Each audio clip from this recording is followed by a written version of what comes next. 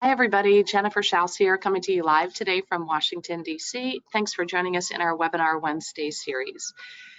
Every Wednesday at 12 o'clock, we cover the top 40 federal government contractors.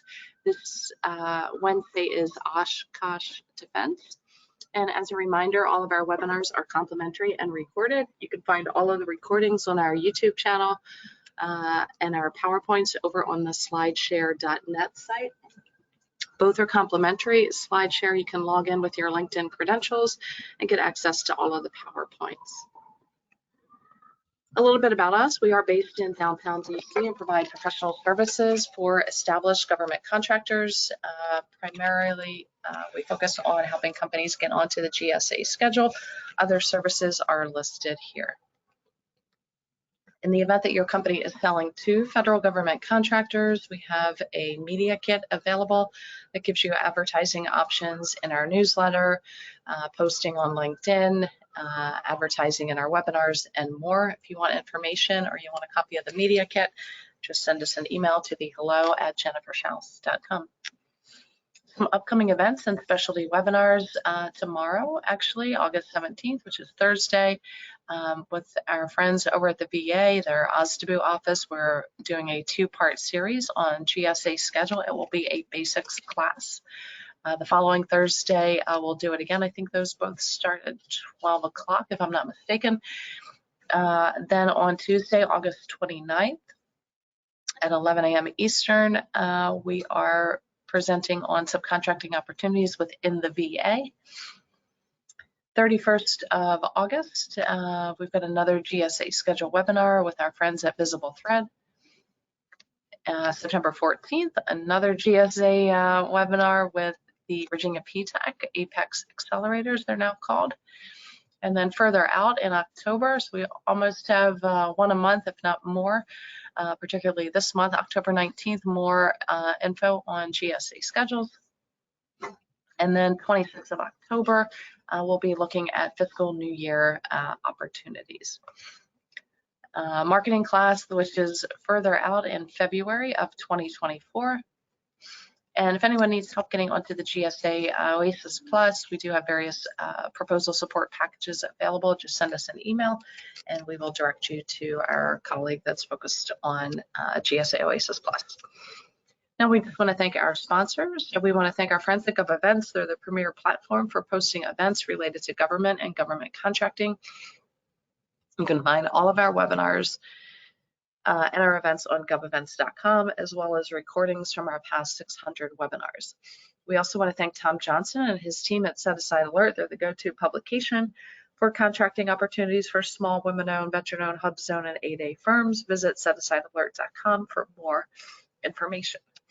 The Fairfax Economic Development Authority has an online calendar of events and webinars, and we want to thank them for posting our events and webinars on their calendar.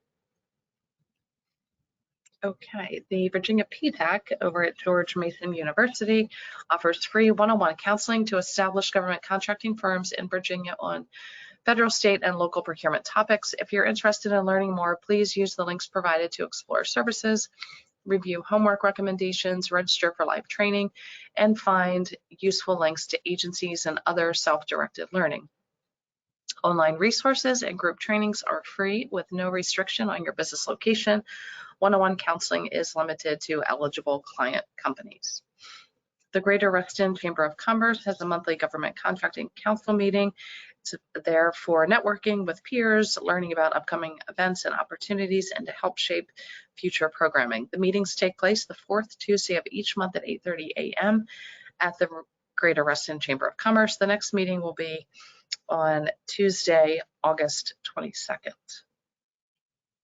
The Federal Business Council, FBC. Events are the ultimate engagement channel to bring government and industry together. 68% of government personnel report that they attend more than one event each year. FBC has worked with government and industry for 45 plus years to create gatherings where ideas are shared and to help government achieve its goals.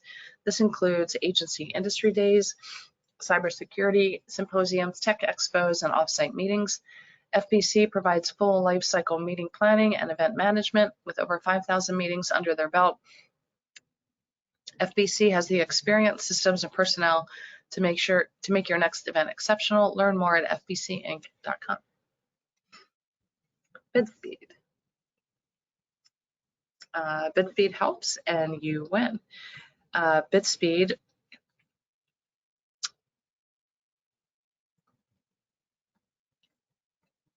find opportunities from every federal, state, and local public source in the U.S. BidSpeed can help you find teaming partners, incumbent point of contact, expiring contracts, and also provide you with a compliance matrix and proposal templates. BidSpeed is an official partner of the U.S. SBA 7J Management and Technical Assistance Program.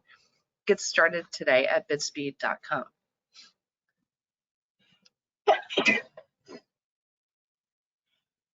Excuse me. We want to thank our friends at GovSpend and FedMine. FedMine was purchased by GovSpend in 2021, and the integrated platform provides the data for our webinars this year as well as in the previous years. They are the leading source of data analytics and insight for government contractors. They integrate data from 18 federal data sources and sets and create a single database that places key data points at your fingertips. The platform now provides contract opportunities within thousands of federal, state, local, and educational organizations. With the acquisition of FedMine in 2021, the combined platform empowers teams to make smarter decisions. We want to thank them again for providing data in today's webinar. A little bit about the series and our schedule. As we plug through the slides here. Again, as a reminder, all of our webinars are complimentary and recorded. You can find them on our YouTube channel, and the PowerPoints are on slideshare.net. Everything in red is what we've covered thus far. And then here's what we've got left. We'll close out the season on November 15th with GlaxoSmithKline. And today, obviously, we're covering Oshkosh Defense. Next week is Maximus, and the list goes on. We're assuming that most people are attending the webinar series to get a better understanding of the opportunities and contracts that these larger businesses are pursuing so that they can potentially subcontract with them. So quick blurb on subcontracting. You should certainly be aware of the FAR and the DFARs and the references there to subcontracting. So FAR Part 44, because there will be flow down clauses, so FAR flow down clauses, and then DFARs Part 244. Same thing there. So these are for defense contracts. Particularly today, you want to pay attention to the DFARS contract clauses. Some other webinars that we've done on subcontracting. We kicked off this series with 6 sessions on market research strategy, all the way through to compliance. The year before that, we did a dive into the data for all of the 15 federal departments and looked at subcontracting opportunities there. And then over the years, we've got more tactical and strategic topics on subcontracting. Those are all complimentary webinars. They're all on our website. They're all on our YouTube channel. A little bit about some best practices, and then we'll dig into the data for Oshkosh. First, you want to focus on your value proposition. So define what you do and do well. What is it that you are bringing to the table and offering to the large business? Because there's certainly not a shortage of small businesses. There's not a shortage of women-owned, veteran-owned, or any of the other check boxes. What you want to do is bring something of value to the table. And that can be a relationship that you have within an agency or a department, a technical capability, perhaps a lower price, or something that's unique that sets you apart from the other hundreds of thousands of small businesses also trying to be subcontractors.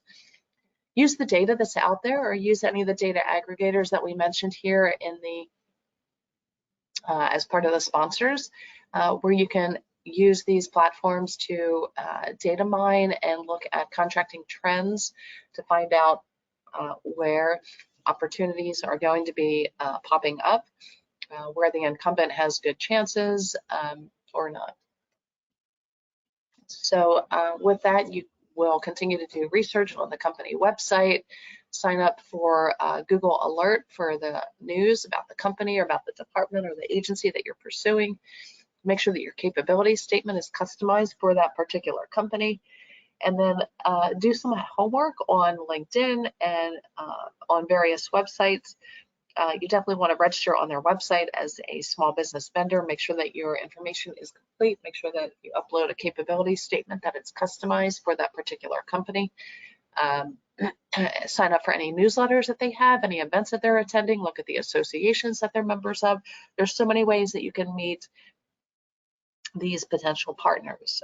When you connect on LinkedIn with the small business liaison officer or program managers or people that are focused on subcontracting, make sure that you have a reason that there is a particular solicitation that you're pursuing, something along those lines. Okay, so today we're covering Oshkosh. This will probably be pretty short, and it will be short and sweet. As you can guess, most of their work is going to be with Defense Department. So some basic information. We've got the link to the company website, which is easy enough to find. Their stock price, they are publicly traded. And I always just like to look at kind of, what happened maybe during COVID based on what it is they sell. Obviously, the pharmaceutical companies made a killing, no pun intended, and Oshkosh Defense looks like maybe they suffered a little bit because defense spending wasn't exactly high on the charts as far as the product that they sell. The small business registration, this is where you can go to register as a small business to be a subcontractor or partner of Oshkosh Defense. And here's a look at the CMMC. They're based in Wisconsin. Some LinkedIn information. Looks like they are showing, I think, about 1,500 employees. It may be a little bit more than that. We've got the president and CEO here is John Pfeiffer. It looks like he's been with the company for not terribly long, and he came from Mercury Marine, where he was there for about 5 years, also based in Wisconsin. They potentially might be a subsidiary of Oshkosh, I'm not sure, or just related industry. These aren't necessarily SBLOs. These are just some, the gal in the middle here, Alana Saray, looks like she, in fact, is perhaps the small business liaison.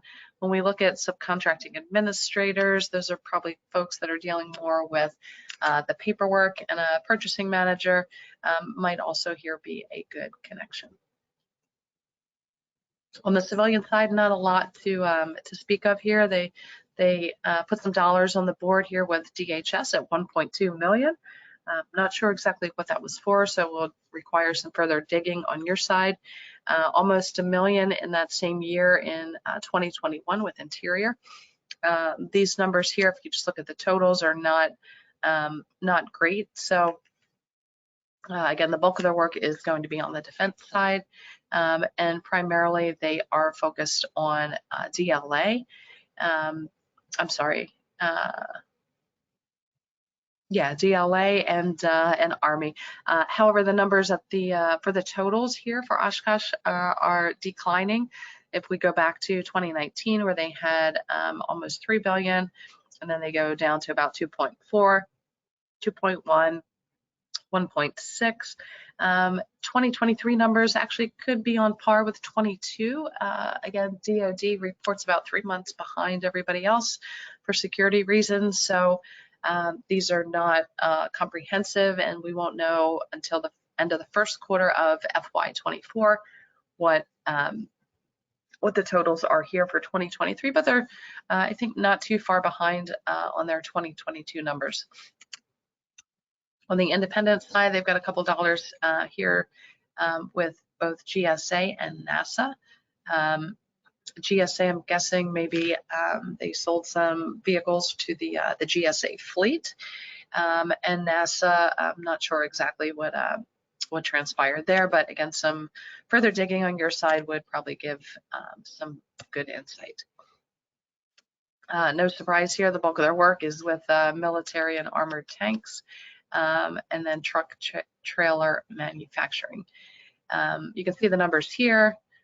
where the bulk of the work is. This is what we saw on the chart on the previous slide. On the civilian, when we look at subcontracting opportunities, it's going to be exactly what we saw on the earlier slide. So interior and DHS.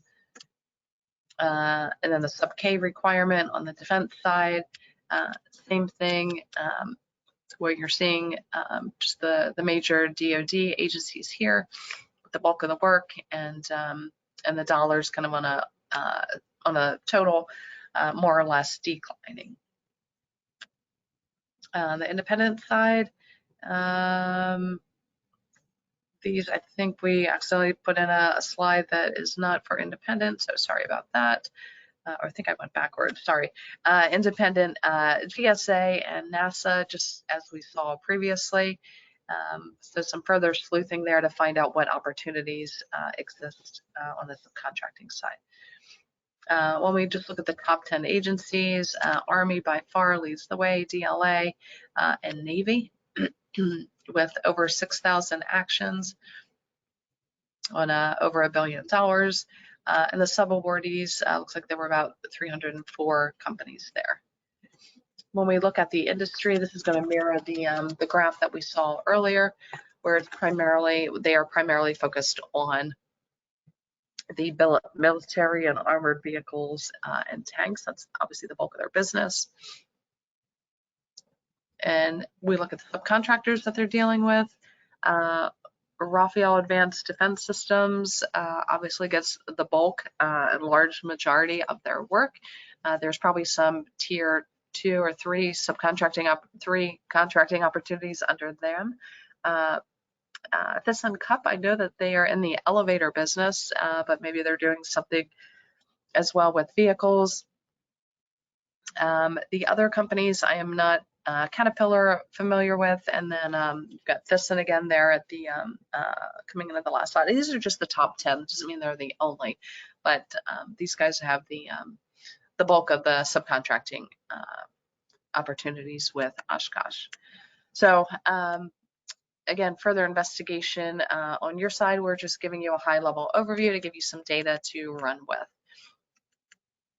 And then here are the companies just on the top 5 here.